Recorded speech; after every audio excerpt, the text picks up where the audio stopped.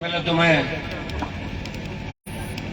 छात्र संघ के अध्यक्ष भाई सुरेंद्र सो, इनकी पूरी टीम को इस ऐतिहासिक कार्यक्रम के लिए बधाई देता हूं। और 2-2.5 घंटा देरी से आया, इसके लिए क्षमा प्रार्थी हूं। सुरेंद्र ने जिद की थी कि एमपी साहब आपको मेरे कार्यालय का उद्घाटन करना है। मैं कॉलेज प्रशासन को भी इस बात का धन्यवाद दूंगा, काम करता है तो छात्र हितों के पक्ष में कई फैसले लिए जा सकते हैं। मिलके काम करें तो कॉलेज के विकास के शिक्षा की जो जगह होती तो नागौर, जाहिल, खींवसर के इलाके पूरे देश और प्रदेश के अंदर अव्वल आ जाते। लेकिन दुर्भाग्य से हमारे नेताओं को ध्यान नहीं दिया और ये हम सब लोगों के संघर्ष का ही परिणाम है कि नागौर में पिछले 10 साल के अंदर शायद 15 से 20 नए कॉलेज खुले। ये हम सब के लिए खुशी की बात है। सरकारी विद्यालय के अंदर सबसे बड़ा फायदा जो है वो हमारी बहन बेटियां जो कॉलेज के अभाव के अंदर 12वीं की शिक्षा प्राप्त करने के बाद कॉलेज जाने में बड़ी दिक्कत होती है, रहने की दिक्कत होती है, आने जाने की दिक्कत होती है। लेकिन सबसे ज्यादा फायदा हमारी बालिकाओं को हुआ। और आज खुशी की बात यह है कि नागौर के बालक बालिका किसी भी फील्ड के अंदर पीछे नहीं है, हर चीज में आगे। राजनीति के अंदर भी देश में नागौर का डंका बज रहा है, ये चीज आप अच्छी तरीके से जानते हो। और तेजाजी महाराज का जयकारा विधानसभा से लेकर लोकसभा तक मजबूती के साथ आज हरियाणा, उत्तर प्रदेश से लेकर तमाम राज्यों के अंदर तेजाजी के जयकारे के साथ किसान के बेटे इस राजनीति को नई दिशा देने का प्रयास कर रहे हैं। मेरे साथ मंच में हमारे जिला प्रमुख भागीरथी चौधरी विराजमान है। प्रमुख साहब को मैंने हमेशा देखा, बहुत चिंता करते हैं बच्चों की। नावा को उस इलाके से आते हैं जहां राजस्थान की समानांतर सरकार नावा के अंदर चलती है। इस जिले के अंदर अगर सबसे ज्यादा तकलीफ के अंदर कोई है तो नावा और जाहिल का किसान और जवान सरकार के शोषण का शिकार हो रहा है। यहाँ का कर्मचारी परेशान है, नावा और जाहिल का जवान परेशान है। भ्रष्टाचार, अखंड भ्रष्टाचार के अंदर डूबा हुआ इलाका। मैं आपको विश्वास दिलाता हूं, थोड़ी हिम्मत रखें, 2-3 महीने का समय भी निकल जाएगा और पाई भ्रष्टाचार का पूरा हिसाब आने वाले समय में चुकता करेंगे, ये मैं भरोसा आपको दिलाता हूं। हमने कभी ओछी राजनीति नहीं की। सांसद के तौर पे पूरे देश के अंदर सांसद निधि का बंटवारा हो या संसदीय क्षेत्र के अंदर अगर कोई काम की बात हो, मैंने कभी ये नहीं पूछा इस इलाके में मुझे वोट कम मिले, इस इलाके में वोट ज्यादा मिले, इस जाति ने मुझे वोट नहीं दिया, इस जाति ने मुझे वोट दिया। लोग किस तरह अपना समय भूल जाते हैं। लोगों को पीछे मुड़ के देखना चाहिए। 15-20 साल पहले अपनी हैसियत क्या थी। उस समय टिकट पे अगर विधायक बन के कोई आदमी चल जाए वो बड़ा नहीं होता, क्योंकि समय का चक्र है, ये चलता रहता है। मैंने कई परिवारों को ऊंचा चढ़ते हुए देखा था और उन परिवारों को धूल चाटते हुए देश के प्रदेश की राजनीति के अंदर देखा। इसलिए मैं चेतावनी देना चाहता हूं तमाम लोगों को कि जो सत्ता के बल पे, पुलिस के बल पे या प्रशासन के बल पे अगर राष्ट्रीय लोकतांत्रिक पार्टी के कार्यकर्ताओं को डिमोरलाइज करने का काम करेंगे, किसी भी तरह बर्दाश्त नहीं किया जाएगा। सारा काम का ठप करा दूंगा, ये मैं चेतावनी यहां से देने के लिए आज आपको भी कहा। जो मजबूती से आपने कार्यक्रम का आयोजन किया, जाहिल का पूरा साथ है मेरे साथ। जब मैं 2014 के अंदर निर्दलीय चुनाव लड़ा, उस समय में भी केवसर नागौर के बाद अगर सबसे बड़ा समर्थन मुझे मिला, जाहिल विधानसभा क्षेत्र के किसानों ने, जवानों ने मेरा साथ दिया और उस संघर्ष का ही परिणाम था, आपके आशीर्वाद का परिणाम था कि लड़ते लड़ते हनुमान बेनीवाल एक विचारधारा राजस्थान के अंदर बना। मैंने दिन देखा रात, मेरी पूरी जवानी, पूरी जिंदगी किसान कौम के लिए समर्पित कर दी। और जब देश के अंदर मोदी और अमित शाह के मंत्रिमंडल में मंत्री बनने का समय आया, तब एक तरफ देश का किसान तकलीफ के अंदर था, हरियाणा, यूपी, दिल्ली के किसान सड़कों पर थे। वो कह रहे थे कोई तो आए हमारी मदद करे, राजस्थान के भाइयों आप आओ। तब उनकी कोई सुनवाई नहीं कर रहा था। देश में मेरे समाज के 20 सांसद है, लेकिन 19 को चिंता नहीं हुई। हनुमान बेनीवाल ने चिंता की, जयपुर दिल्ली का राष्ट्रीय राजमार्ग जाम किया और सत्ता को ठोकर मार के अपने भाइयों के साथ देश के अंदर हाईवे पे, सड़क पे 70 दिन देश का कोई सांसद बैठा, वो नागौर का सांसद था जिसने सत्ता को ठोकर मारी। भाइयों, 4 बार मैंने यहाँ भी सत्ता को ठोकर मारी। मैं भी केरोसिन का काम कर सकता हूँ, मैं भी डीजल का काम कर सकता हूँ, मैं भी टायरों की दुकान ले सकता हूँ, मैं भी agency, petrol pump, gas agency ले सकता हूँ। लेकिन नहीं, मैंने खूब जांच कराई सरकारों ने। वसुंधरा राजे जिसके नाम से लोग कांपते थे, उसको भी 7 समंदर पार भेजने का काम किया। नागौर के सांसद ने वसुंधरा को 7 समंदर पार भेज दिया। और उसके बाद रही गहलोत की बात, हमसे गहलोत लड़े लेकिन जीत हमारी हुई। उसके बेटे को हरा के बावड़ा कर दिया, बुमराह आरसीए का अध्यक्ष बनकर आ गया। तो भाइयों, मैं कोई ये मेरा बखान नहीं कर रहा हूं कि मैंने ये किया वो किया, लेकिन मेरी एक आदत है, मैं लक्ष्य को प्राप्त करता हूँ, पीछा करता हूँ, और जो बात मन में बैठ जाती है, जब तक वो बात पूरी नहीं होती मैं बैठता नहीं, मैं चिंता करता हूँ। मुझे चिंता थी कि जाहिल में कॉलेज खुली, केवसर में कॉलेज खुली, जाहिल में कॉलेज खुली। इस सरकार में नहीं खुली थी कॉलेज, जाहिल में पिछली सरकार के अंदर कॉलेज खुली। मैंने नागौर के विधायकों को जगाया। 2008 के अंदर जब विधायक बना प्रमुख साहब, एक बार मैं कलेक्टर के वहां गया था, तो मैंने 3-4 विधायकों को बाहर देखा। मैंने कहा तुम यहाँ क्या कर रहे हो? बोले कलेक्टर साहब को पर्ची दिए। मैंने कहा एमएलए अगर कलेक्टर को पर्ची देगा, मैंने कलेक्टर वैसे ही भाग के बाहर आ जाएगा, बेचारा एमएलए का नाम थी।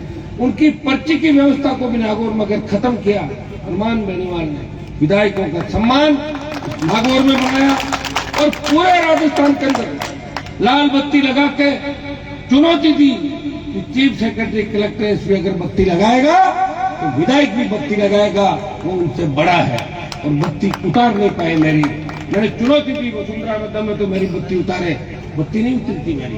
क्या आपने सबने देखा? एक बार विधानसभा के अंदर झगड़ा हुआ, वसुंधरा ने कहा कि आप तो अपराधी प्रवृत्ति के हो, आप मुकदमे दर्ज है, तो मैंने कहा गिरफ्तार करो मुझे, आप तो सीएम हो राजस्थान की, और अगर मुझे गिरफ्तार नहीं करती हो, आप भी जगह मुझे बिठाओ, मेरी जगह आप एमएलए हो, अभी यही गिरफ्तार करता हूँ। तो भाइयों, इस बात करने की मदद किसी कर मजबूती और ताकत किसी एक व्यक्ति ने दी। मैंने देखा था लोगों को, यहाँ कुछ कहते हैं दिल्ली, जयपुर के अंदर जाके किस तरह पैर छूते हैं, अपना काम पड़ता है, तो रात को किस तरह जाके, वो कहावत है ना, उस तरह का काम कर लेते हैं कि घर पड़ने के बाद क्या करते हैं। मैंने तमाम नेताओं को देखा, लेकिन हनुमान बेनीवाल ऐसा नेता नहीं है। वो वीडियोग्राफी नहीं कराता लोगों की, वो सीढ़ियां नहीं बनवाता दूसरों की तरह कि मेरे घर पे कौन कौन आया, मैं फोटो खींचू उनकी, रिकॉर्डिंग अभी धंधा करते लोग आजकल। मैं नहीं करता, मुझे पता है ये जितने भी भाग दौड़ कर रहे हैं, ये दौड़ में मेरे से बहुत पीछे हैं, और तभी इसकी दौड़ के अंदर ये ज्यादातर घोड़े मैदान में थक जाएंगे, हार जाएंगे और पीछे रह जाएंगे नागौर के। और नए नौजवान चुनते आएंगे, नए नौजवान लोग तो राजस्थान के अंदर अभी से कहने लगे कि जाहिल की सीट तो आरएलपी की आएगी। लोग तो देखते हैं ना कि 3 जीते, कितनी जगह सेकंड रहे, कितनी जगह 50,000 रहे, कितनी 40 रहे, तो लोग तो सीटें गिनने लगे। तो जाहिल को तो आरएलपी का मान लिया कि आ जाएगी क्या आरएलपी की जाहिल के अंदर सीट। ये अनिल थोड़ा सूट चल रहा है क्या? बताओ सही, तो क्या करें, मैं कैसे गर्म करें अनिल को बताओ।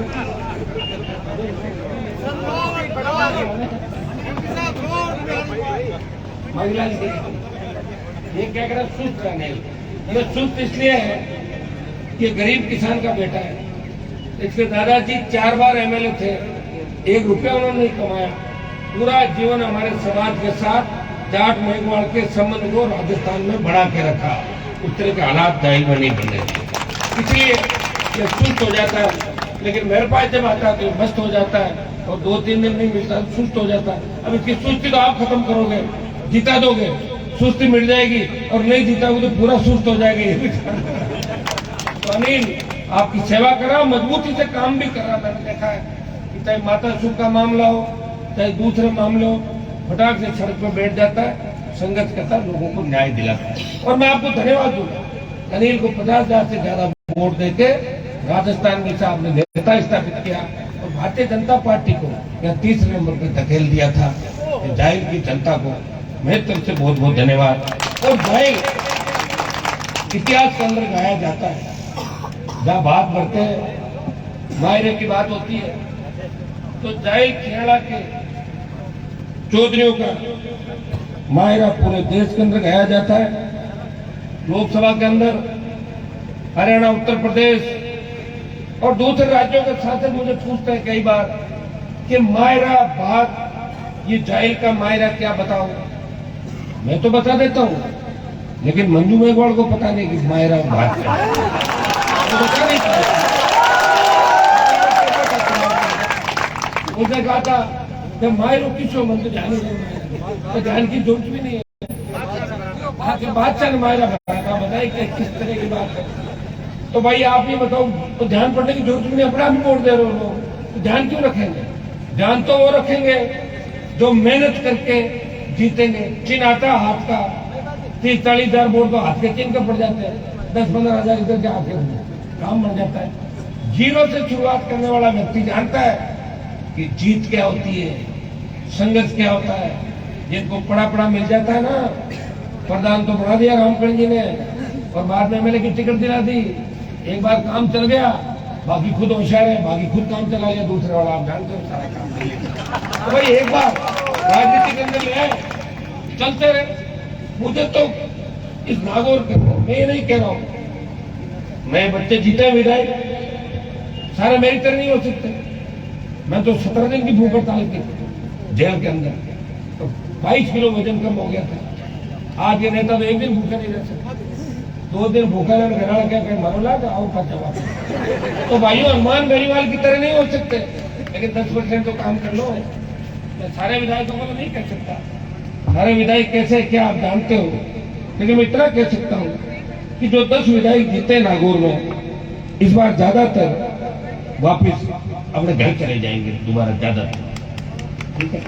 और सबसे ज्यादा जो भ्रष्टाचार हो रहा है उसका मैं आपको बता दूं, नावा नंबर 1 और जाहिल बराबर। नावा 51 नावा और 49 जाहिल, ये जोड़ा है दोनों का, नावा और जाहिल वालों का भ्रष्टाचार के अंदर। तो भाइयों, अब मैं किसी महिला से लड़ता नहीं, मेरी आदत है। इतिहास गवाह है कि वीर कभी महिलाओं से नहीं लड़ते, वो भी हमारे मेघवाल समाज की महिला। वैसे ही मेघवाल समाज को इतना ज्यादा मदद करता हूँ, हमेशा साथ रहता हूँ।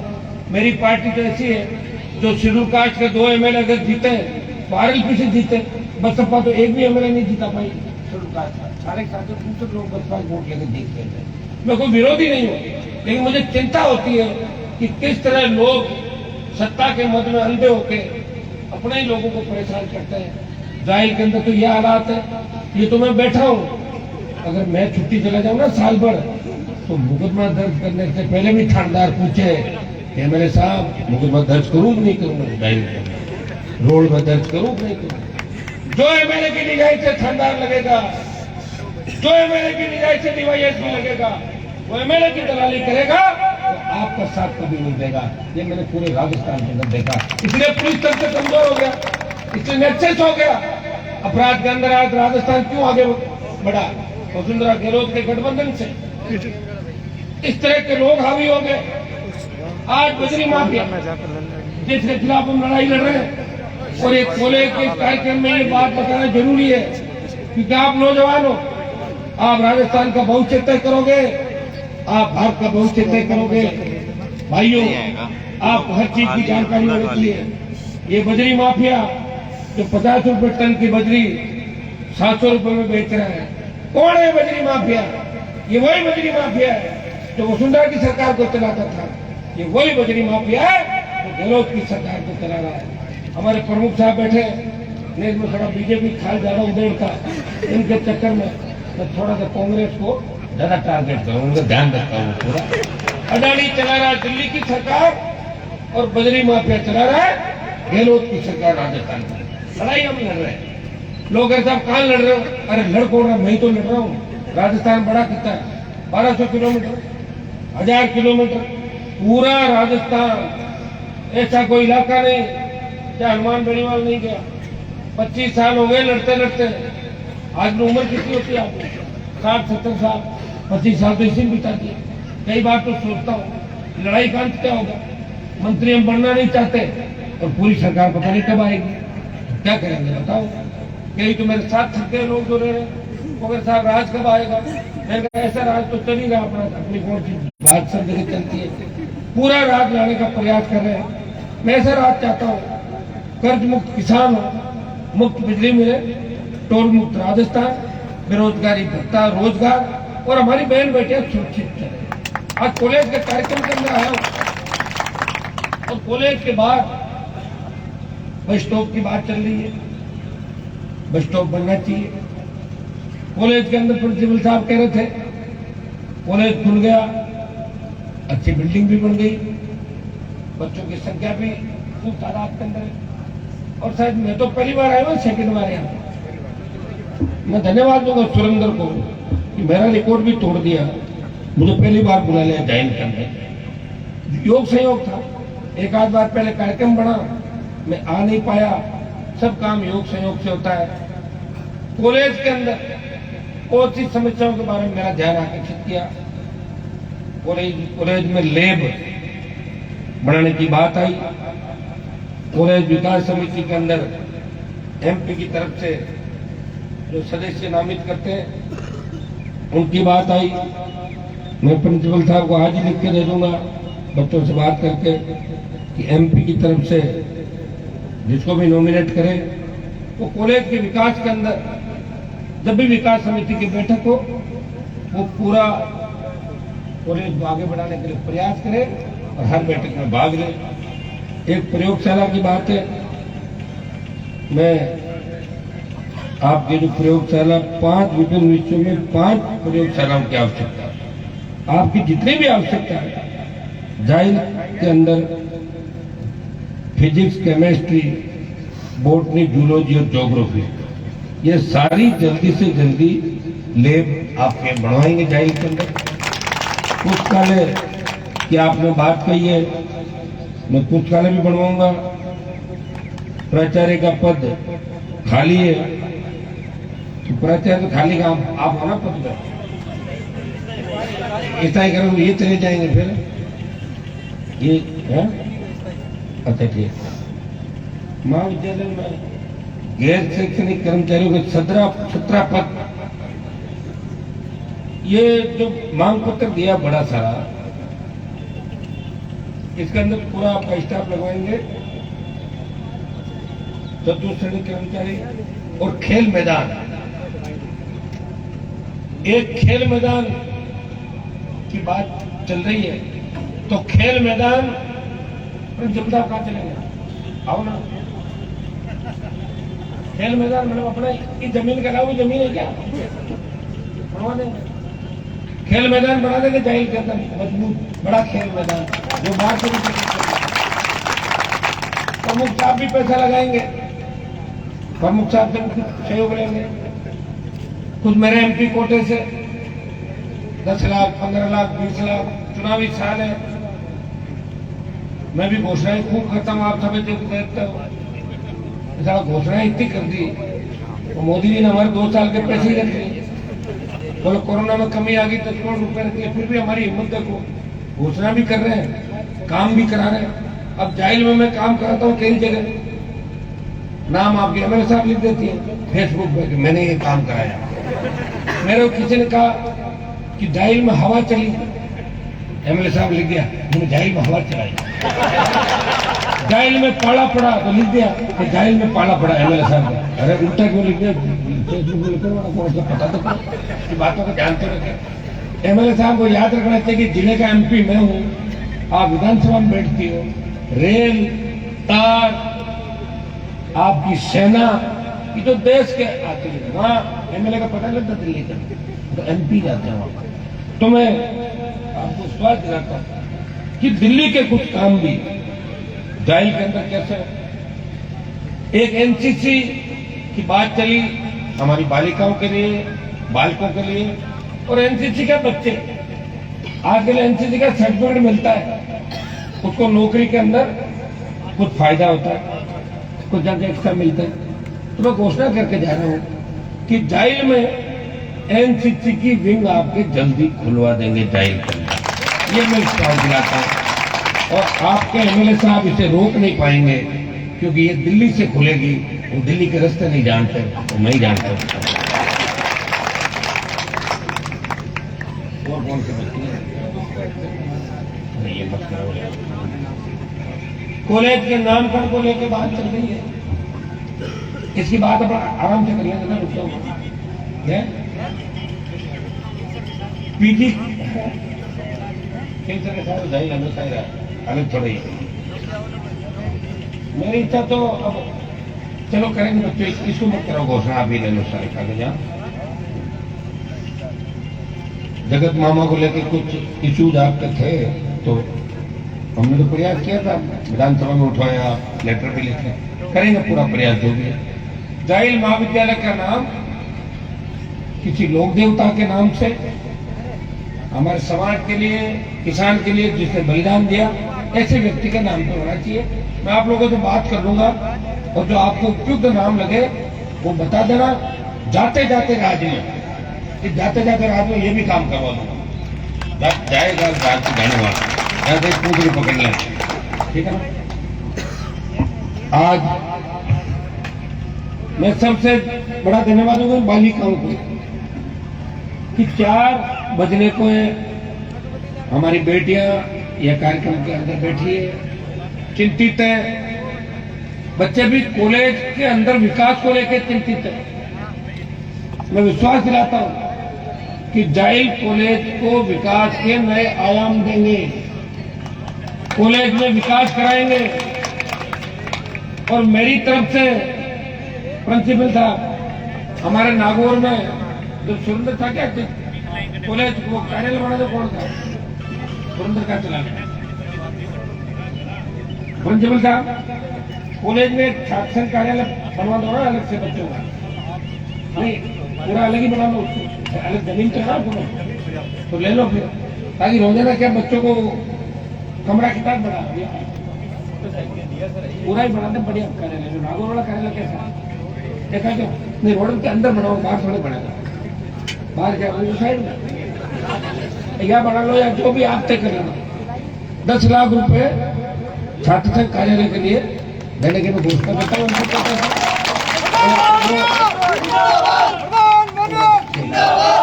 10 लाख में सारा और भी फर्नीचर वगैरह जो भी होगा उसका सारा खर्चा मैं एमपी कोटे दे दूंगा छात्र संघ कार्यालय का। आप एक बार नागौर का देखे ना, आप वैसा बनाना चाहते हो या उससे ही ज्यादा अत्याधुनिक बनाना चाहते हो बता देना, कार्यालय में आपका बना दूंगा, ताकि बार बार बच्चों के सीधा कार्यालय छात्र संघ कार्यालय पूरा हुआ कार्यकाल दूसरा आदमी उसके अंदर जाके होता है, ठीक है। जाइल में बहुत जोश देखने को मिला। अगर 11:30 बजे में आता तो मुझे पता है घोड़ी से आप उस लीलन चौक से लेके यहाँ तक लाते हैं, 2-3 घंटे आप हमेशा रखते हो ध्यान मेरा, मैं भी पूरा आपका ध्यान रखता हूँ।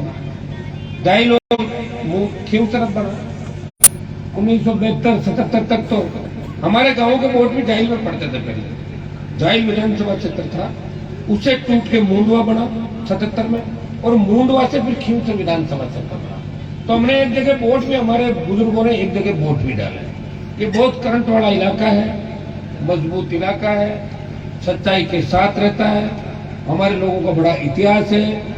मायरे के अंदर आपने देखा होगा किस तरह दरबार और बादशाह के पैसे की परवाह किए बिना जाट समाज के उन चौधरियों ने जो मायरा भरा, वो पूरे देश के अंदर नहीं विश्व में विख्यात है। और जगत मामा, मैं आपको विश्वास दिलाता हूँ, जगत मामा के नाम से भी कुछ न कुछ जाहिर के अंदर हम जरूर करेंगे। पहले एक बार बैठ के पर बात कर लेंगे सारा कि कौन सी चीज आसानी से हो, क्या आपकी डिमांड थी। तो डिमांड में पहले भी आपके साथ था जब आपने आंदोलन किया। और ऐसे व्यक्ति के मामले में राजनीति नहीं होनी चाहिए। सरकार को उनके नाम से भी जो भी लोग चाहते हैं वो नामकरण निश्चित रूप से करना चाहिए। मैं ये भरोसा आपको दिलाता हूँ। आप सबने मुझे सुना। मैं कॉलेज विश्वविद्यालय की राजनीति विधानसभा और लोकसभा के अंदर पहुंचा। हमेशा मन में इच्छा रहती है, बच्चे मेरे पास आते हैं कि भाई साहब नौकरी लगा दो। बीटेक किए हुए बच्चे, एमटेक किए हुए बच्चे कह रहे 15,000 की नौकरी कर लेंगे। ये बेरोजगारी की समस्या जो इस देश के अंदर सर चढ़ के बोल रही है, आज जो नशा तेजी से फैल रहा है इस पूरे जोधपुर संभाग में, पूरे राजस्थान के अंदर, पंजाब के बाद सबसे ज्यादा नशे का कारोबार अगर कहीं चल रहा है तो राजस्थान के अंदर चल रहा है।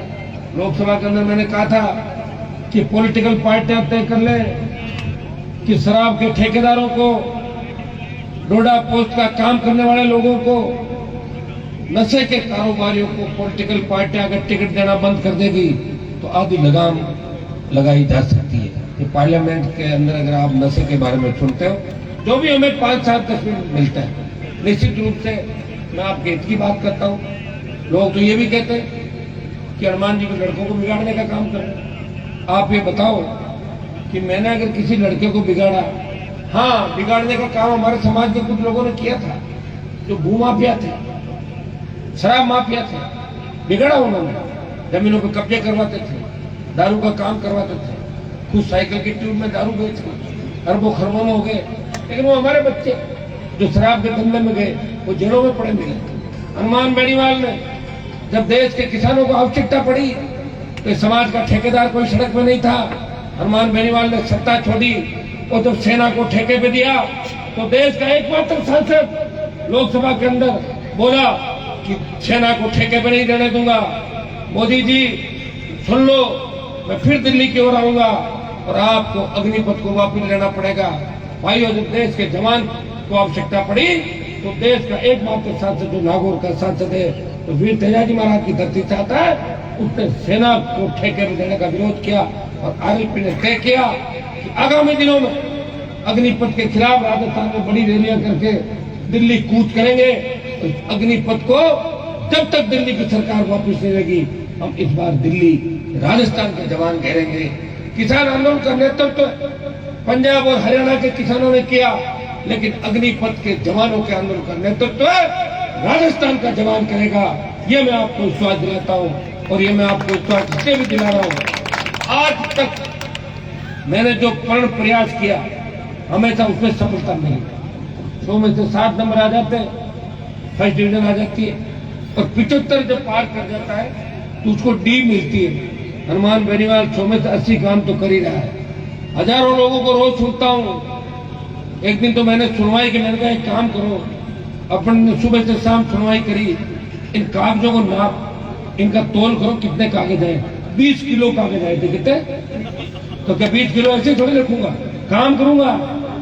अभी इतनी सारी घोषणाएं करी है, काम करूंगा, समय लग सकता है। सरकार लड़ रही है, मैं घोषणा कराऊंगा, आप एमएलए साहब वापिस रुको देंगे जाके, मेरे जाएंगे नहीं, मत करो, करूंगा मैं फिर भी। दिल्ली वाले तो मेरे हाथ में, लेकिन यहाँ का काम मैंने कहा है मैं करवाऊंगा। आप सड़कें उठा के देख लीजिए, जाइल के अंदर खेवसर नागौर जितनी सड़कें बनाई, प्रधानमंत्री ग्राम सड़क योजना की जो सड़कें 400 किलोमीटर दिल्ली में अटकी हुई है, जब वो लंबी सारी सड़कें आएगी उसमें जाइल के अंदर भी खेवसर नागौर जाइल के अंदर लगभग बराबर की सड़कें होगी। हमारे नए गांव जुड़ेंगे, हमारे लोग आराम से आवागमन के साधन की आवश्यकता, सड़क, पानी, स्कूल, बिजली। मैंने देखा यहाँ जो जल जीवन मिशन की टंकियां बन रही है, कितनी अच्छी राजनीति। इस गांव में टंकी मत बनाओ, मेरे को वोट कम मिले थे, ये कोई बात हुई क्या? टंकी आप घर के पैसे से बन रही है, आप घर के पैसे टंकियां बनाओ, चलो पूरे जाएगी। फिर जहाँ वोट मिले बना दो, मिले मत बनाओ। अरे भाई सरकार का पैसा है, आधा दिल्ली का पैसा है, आधा राजस्थान की सरकार का पैसा है। कौन सरकार में रहेगा, कौन नहीं रहेगा, किसी गारंटी नहीं है। यही पहले बाहर बैठे हुए थे, हम अंदर आ गए, फिर बाहर बैठ जाएंगे, पता थोड़ी है। पहले एमपी कौन था, अब एमपी कौन है, उससे पहले कौन थी, अब कौन आ गया, आगे कौन होगा, ये तो समय के अंदर छुपा हुआ है। जो काम करेगा लोग उसके साथ रहेंगे और ज्यादा दिन तक सत्ता के दम पे आप लोगों की आवाज को दबा सकते हो, लेकिन उसे कुचल नहीं सकते। जो भी क्रांति देश के अंदर हुई है, लोगों ने अंग्रेजों का मुकाबला किया, जागीरदारों को उखाड़ के फेंक दिया इस राजस्थान से हमारे लोगों ने। तो ये तो छोटे मोटे काम है। ये तो 2 महीने बाद समय निकला। ये अभी जो घूम रहे हैं ना आगे पीछे, पुलिस की एस्कॉर्टिंग करा के गांव में फीते काट रहे हैं, 2-3 महीने बाद गांव में जा नहीं पाएंगे। ऐसा तूफान उठेगा राजस्थान के अंदर। कांग्रेस और भारतीय जनता पार्टी के खिलाफ राजस्थान के जवानों ने मोर्चा खोल दिया। वो अपनी ताकत चाहता है, वो सत्ता पे कब्जा चाहता है, किसान कर्ज मुक्त होना चाहता है, जवान रोजगार चाहता है, हमारी बहन बेटियां शिक्षित कैसे हो, नया कानून कैसे बने और इस नए राजस्थान का निर्माण कैसे हो, 80% स्थानीय लोगों को रोजगार कैसे मिले, जमीनें हमारी, प्रदूषण यहाँ पे, रोजगार बाहर के बच्चों को मिल रहा है। कौन आवाज उठाएगा आप? मैं तो आवाज उठा रहा हूँ, जितनी मेरे अंदर ताकत है। विधायक था जब भी लड़ रहा था, एमपी हूँ, 24 बीजेपी के एमपी है, 1 आरएलपी का एमपी है, तो दिल्ली में मजबूती के साथ नागौर की पूरे राजस्थान की बात को मजबूती के साथ करता है। और रोज आप देखते हो, तो मैं विश्वास दिलाता हूँ आने वाला समय आपका, आप मजबूती से मेरे साथ खड़े हैं, इतना ही विश्वास दिला सकता हूँ। आपको धोखा नहीं दूंगा, सत्ता का रास्ता मैंने आपको दिखाया। आप याद रखें कि पूरा देश नागौर की ओर देख रहा है, पूरा प्रदेश नागौर की ओर देख रहा है कि नागौर से तूफान उठेगा और जयपुर के अंदर नवंबर में सुनामी बढ़ जाएगी। कांग्रेस और भारतीय जनता पार्टी को पलट के एक नई ताकत का संचार इस राजस्थान की धरती को होगा। इतिहास बनेगा राजस्थान के अंदर। और भाइयों, इतिहास हमारे लोगों ने ही बनाया है। हमारे नेताओं ने पहले सेकंड पीढ़ी को तैयार नहीं किया, खुद राज किया नहीं, न खुद कर पाए, न दूसरों का भला किया, न खुद सीएम बने, दूसरों को नहीं बनने दिया। दुर्भाग्य से पीने का पानी भी हमारे यहाँ नसीब नहीं हुआ। ये तो हमारे जैसे लोग आ गए आपके बीच में, तब जाके ये बातें चली, विकास की बात चली। मैं खुद देखता था कि नागौर के सर्किट हाउस में जब हमारे कुचेरा के नेता आते थे, पब्लिक नीचे बैठती थी और वो सोफों पे यूं पैर रख के बैठते थे और जूते भी लोगों के जूते लेके आए। मेरे इस तरह का काम भी मैंने देखा। रहमान बेनीवाल है जिसने आपको जगाया, आपके अधिकारियों के लिए लड़ने सिखाया और उन नेताओं को गली गली घुमाया और उनको वोट की ताकत का एहसास दिलाया। और नागौर के सांसद ने उन सारे बदमाश नेताओं का दिमाग ठीक किया कि आप मुझे ताकत दें, आप मुझे मजबूती दें। देखिए, अगर 5-7 एमएलए की सीट आ भी जाएगी, कोई फर्क नहीं पड़ने वाला। कम से कम 60-70 सीट राजस्थान में आए, तब जाके सत्ता आपके हाथ में आएगी। 10-15 से नहीं आएगी। नागौर की 10 की 10 मान लो पूरी आ जाए। जोधपुर में बैठे हैं लोगों को, 8 जोधपुर में मानो, 7 बाड़मेर में, बीकानेर, हनुमानगढ़, गंगानगर, चूरू, सीकर, झुंझुनू, जयपुर, अजमेर, भीलवाड़ा, चित्तौड़, टोंक, अलवर, भरतपुर आ जाएगी सीटें। शो हो जाओ मजबूत, कर लो तैयारी। हमेशा वोट दिया है, एक बार अपनी खुद की पार्टी को वोट दे दो। मैंने तो आपका नाम किया देश के अंदर, कोई पार्टी नहीं बना पाया राजस्थान का। बड़े बड़े नेता हुए, कभी झंडा उठा के लाते यूपी का, कभी लाते बिहार का झंडा, कभी हरियाणा के उन ठगों का झंडा लेके यहाँ पे आ जाते थे। वो कैसे ठगे आप जानते हो सारा। इसलिए भाइयों, झंडा भी दिया, दिशा भी दी और तेजाजी के जयकारे के साथ प्रदेश और देश के जवानों को एक मंच में लाने का काम किया। और तेजाजी के जयकारे के साथ इस भ्रष्टाचार और अपराध को मिटाने का प्रण हनुमान बेनीवाल और राष्ट्रीय जनता पार्टी ने किया। मैं विश्वास दिलाता हूँ आने वाला समय आपका है। मैं हमेशा आपके लिए लड़ा, आगे भी संघर्ष करता रहूंगा। और मैं इन चीजों में भी नहीं पड़ता कि मैं फीता काटता हूँ। मैंने देखा ये नावा का एमएलए और जाहिलवाड़ी एमएलए कैची और गाड़ी में रखती, जहाँ उतरे वही उनको फीता काट देते। वो नाव वाला फीता काट देता। एक बार एक शहीद के पैसे तो मैंने दिए 11 लाख रुपए। शहीद के परिवार का फोन आया कि एमएलए साहब कह रहे मैं तो फीता काटूंगा। मैंने कहा आप तो उससे ही कटा लो, उसका फीता 23 में मैं काट दूंगा, मैंने का पक्का फीता उससे कटा लो। बताओ एमपी के कोटे के फीता खुद काट गया, शर्म नहीं आती। अरे भाई एमपी पैसे देगा तो एमपी काटेगा नहीं काटेगा। मेरे को शौक है, इन लोगों को शौक है, लेकिन ये भी मैं इनको चेतावनी देता हूँ कि राष्ट्रीय लोकतांत्रिक पार्टी अगर सरकार के अंदर आ गई, तुमने जो भी काले कारनामे किए, भ्रष्टाचार किए, उनकी जांच भी होगी, सलाखों के पीछे भी मिलोगे और दोबारा पुनरावृत्ति भी नहीं होगी राजस्थान की। ये मैं दावे के साथ कहता हूँ। अगर मैं सरकार के अंदर आ गया और यह सरकार मेरे से बड़ी, तो भी भ्रष्टाचार का खात्मा राजस्थान में होगा। इस तरह खुलेआम AK-47 लेके गुंडागर्दी राजस्थान के नहीं करने देंगे। और किसान के बेटे किस तरह एक दूसरे का खून मारे, कौन करवा रहा है ये काम? सत्ता में बैठे लोग करवा रहे। 4 को बुलाया, 5 को भेजा, उसकी जमानत कराई, किसी का नाम लिखवा दिया। ये जाहिल इलाके के आपस में कत्ल नहीं होते थे। पिछले 1-2 साल के अंदर कम से कम 10 कत्ल जाहिल इलाके के अंदर हो गए। किसान के बेटे एक दूसरे को मार रहे हैं। हम सबकी चिंता है, हमें इस समाज को बचाना है, इस व्यवस्था को बचाना है, इस संस्कृति को बचाना। मैं आह्वान करता हूँ आपस में बिना बात के झगड़े नहीं करने। प्रतिस्पर्धा का युग है, आगे बढ़ो, लेकिन किसी को मार के आगे मत बढ़ो, किसी का हक मत मारो, किसी का घर मत उजाड़ो। यह आह्वान गाय की धरती से करने हनुमान बेरीवाला आज आपके बीच है। इस कॉलेज के प्रोग्राम के अंदर जो ऐतिहासिक कार्यक्रम आप लोगों ने कराया, छात्र संघ की पूरी टीम, प्रमुख साहब के साथ साथ हमारे सारे नौजवान सरपंचगण, वैसे ज्यादातर जिनके नाम थे वो तो कांग्रेस पार्टी से डरते हुए मंच में ही नहीं आए, आज वो घर रह गए। अपने जो आगे, उनको बहुत बहुत धन्यवाद आप सब यहाँ आए। और मैं आपको विश्वास दिलाता हूँ कि मैं हमेशा आपके साथ खड़ा हूँ। और जो नहीं डरता है उससे तो सरकार खुद डरती है, और जो डरता है उसे और ज्यादा डराया जाता है। इसलिए डरना नहीं है। ये गोवर्धन जी हमारे जो कितने मजबूत हैं, ताऊ जी लंबे समय से है, पूर्ण जी तो है, पूर्ण जी तो बैठे ही हैं, इनका कह रहा था मैं, ये सारी मजबूत टीम में जाएगी। और ये पूरी मजबूती जब आचार संहिता लगेगी तब मुझे पता है कि किस तरह आचार संहिता के बाद आप नेशनल मोड़ सब आ जाए, बाहर निकल जाएगा। आ थोड़ा 2-3 महीना कोई दिक्कत नहीं। कोई कांग्रेस में बीजेपी में बैठो, आपका काम करा, कोई दिक्कत नहीं। कांग्रेस बीजेपी ने भी 70 साल अपने को बेवकूफ बनाया। ये 2-3 महीने इनको बेवकूफ बना अपने काम निकलवाते रहो, घोषित कराते रहो। बीजी ने को एमएलए को भी जब एमएलए बना ही दिया, उससे काम तो कराओ। और कहीं कोई घर रोटे थोड़ी बनवाओ, करो तो करवाओ काम काज। भाइयों, आपको बहुत बहुत धन्यवाद। ऐतिहासिक उद्घाटन में, छात्र के कार्यक्रम में तमाम टीम को धन्यवाद दूंगा। और मुझे अच्छा लगा, आप सबके दर्शन भी हुए और जाहिल के अंदर वापिस तमाम सर्व समाज यहाँ इस कार्यक्रम को उपस्थित हुआ। और बच्चों को आशीर्वाद देने सब लोग आप आए, हमारे महाराज जी भी आए, प्रमुख साहब भी आए, हमारे सारे छात्र नेता जो बैठे हैं जोधपुर से, जयपुर से, अजमेर से, तमाम इन छोटे भाइयों को भी बहुत बहुत धन्यवाद कि मिलके 23 में बदलाव करेंगे। 23 की सत्ता पे किसानों का कब्जा होगा।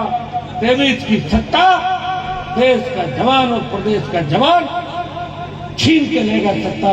मांगने से सत्ता कोई नहीं देता। बहुत